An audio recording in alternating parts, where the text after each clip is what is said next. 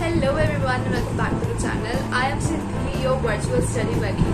I know I'm quite late for this video, but I had promised you guys that I'm gonna make a video on this, and I cannot break my promise. So here I am with my midterms result.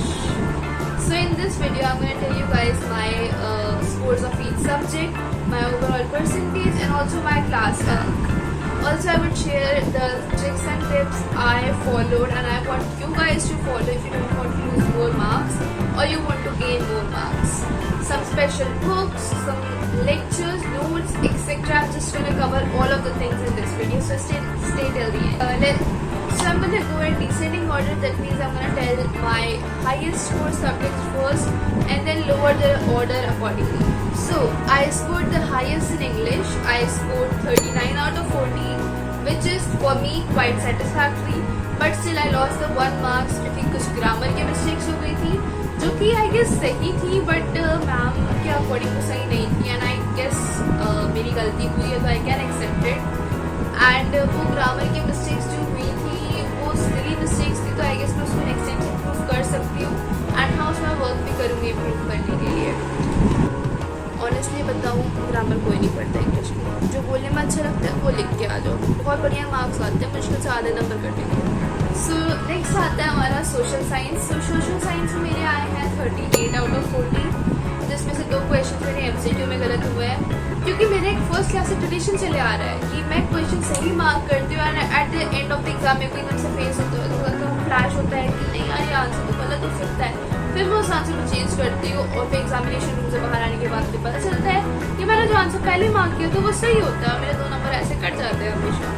और SST में most of the thing मैं जो बोलना चाहूँगी कि सबसे पहले तो एग्जाम्स के एक दिन पहले मत बैठो एसएसटी पढ़ने, बिल्कुल ही मत बैठो.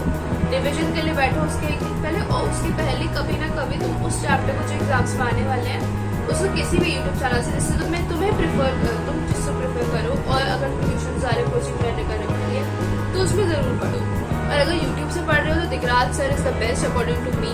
एंड ऑल्सो जो मैंने बैच ज्वाइन कर रखा है आरएफ बैच, जो कि नेक्स्ट ऑफिस का बैच है, उसमें भी दिगराज सर की रेगुलर क्लासेस होती रहती हैं, तो उसमें भी सिलेबस अच्छे से हम लोग का कवर हो रहा है. तो अगर एक बार तुम किसी भी टीचर से उसको अच्छे से पढ़ लोगे तो नेक्स्ट टाइम जब तुम उसको पढ़ने बैठोगे तो तुम्हें ऐसा नहीं लगेगा कि तुम नया चीज़ पढ़ रहे हो. इससे तुम्हारा रिविजन भी अच्छा होगा, कंसेप्ट क्लियर होगा और आंसर राइटिंग स्किल्स बहुत ही अच्छे से डेवलप होगी.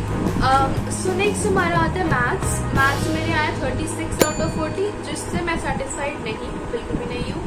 बट अब आगे मैं नहीं कर सकती कुछ इसके लिए. वो 4 मार्क्स इसलिए कटे थे क्योंकि मेरे 1-2 नंबर एमसीक्यूज में चले गए थे और बाकी के 2 नंबर जो है मेरे वो स्टेप्स में सर ने काट लिए थे, क्योंकि सर ने बोला कि 3 नंबर के क्वेश्चन है, मैंने बहुत अच्छे से एक्सप्लेन किया था, बट सर ने बोला कि स्टार्टिंग में अगर ये लाइन लिख दी होती तो वो अच्छे से नंबर तुमको मिल जाते.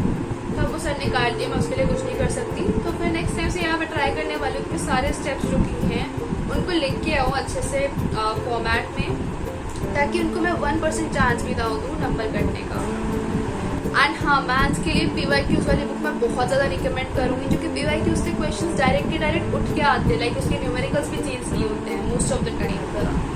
ओके, देन आता है हम लोग का साइंस और हिंदी. दोनों में ही मेरे 35 आउट ऑफ 40 आए हैं. साइंस की बात करें तो साइंस में मैं इस बार पार्शियली सेटिस्फाइड हूँ, क्योंकि जितना मैंने पढ़ा था उस हिसाब से मेरा पेपर ठीक गया है. एंड 5 नंबर मेरी केमिस्ट्री की वजह से कटे, क्योंकि इस बार की केमिस्ट्री पेपर में बहुत ही नेक्स्ट लेवल की आई थी. बट हाँ, अगर थोड़ा बहुत और पढ़ा होता, एक्स्ट्रा पढ़ा होता, तो मे भी मैं इन क्वेश्चन का आंसर कर सकती थी.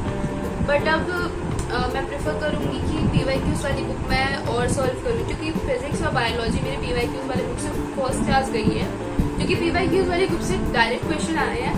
Only the thing which change was the wordings और द न्यूमेरिकल्स. सो नंबर्स और वर्डिंग्स की चेंज होने से क्वेश्चन में कुछ ज़्यादा फर्क नहीं आता, बट अगर आपका ब्रेन एक बार कैच कर लेता है कि ये वही क्वेश्चन है तो फिर डायरेक्टली ऑटोमेटिकली वो जनरेट कर देगा उसका आंसर और तुम लिख लोगे आराम से. इसमें कोई भी टेंशन लेने वाली बात नहीं है.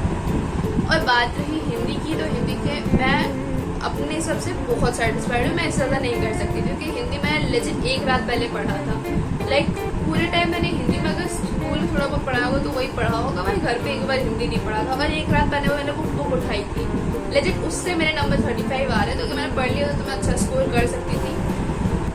सो या हिंदी में मेरे जितने आए हैं मैं उससे सेटिस्फाइड हूँ। और मैं लास्ट आता है आर्टिफिशियल इंटेलिजेंस, जिससे मेरे कम मार्क्स आए, मैं खुद एक्सेप्ट कर रही हूँ क्योंकि मेरे उसमें आए 34 आउट ऑफ 40, जिसमें कि ऑफकोर्स मेरे MCQs और ट्रू एंड फॉल्स गलत हुए हैं, जिसमें कि या मैंने सही आंसर सोचा, फिर मैंने गलत आंसर टिक किया, फिर मेरा आंसर गलत हुआ और फिर मैंने रिग्रेट किया। तो नेक्स्ट टाइम से मैं पक्का ध्यान रखने वाली हूँ कि अगर मेरे ब्रेन ने को कह दे कि हाँ भाई ये सही आंसर है, तो मैं उसे वापस से चेंज नहीं करने वाली हूँ at any situation.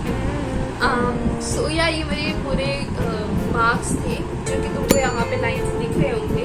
And also जो भी मेरे मार्क्स हैं उससे मैं सेटिस्फाइड, पार्शली सेटिस्फाइड हूँ, बट हाँ मैं मेहनत कर सकती हूँ नेक्स्ट टाइम और स्कोर करने के लिए और बेहतर स्कोर करने के लिए। ओके सो मेरी ओवरऑल परसेंटेज जो बनी है वो बनी है 91.58 समथिंग, जो कि हम लोग 92 बोलेंगे। एंड इसमें AI के मार्क्स काउंट नहीं होते हमारे, तो इससे 5 सब्जेक्ट के मार्क्स काउंट होते हैं और इस हिसाब से मेरी 92 परसेंटेज बनी है। एंड बात रही मेरी क्लास रैंक की, तो मेरी क्लास रैंक आई है सेकेंड, क्योंकि हाईएस्ट क्लास रैंक जिसकी गई थी मतलब फर्स्ट क्लास रैंक जिसकी थी उसकी है 93.5, मतलब कि या 94 के अराउंड, और 2% में मैं रह गई। मैं और बोल रही हूँ कि मैं एग्जाम से बेटर कर सकती थी और नेक्स्ट टाइम हो सकता है मैं ट्राई करूँ बेटर करने का, बट अभी के लिए मैंने जितना किया उतना मैंने आप लोगों के साथ शेयर कर दिया। एंड ऑल्सो जो टिप्स थी जो मेरे को लगा आप लोगों को बताना ज़रूरी है ताकि आप अपने एग्जाम में अच्छा कर सको या फिर आपको जो अप्रोचिंग एग्जाम है उसमें अच्छा कर सको, इसलिए मैंने आपको बता दिया। And okay then I will see you guys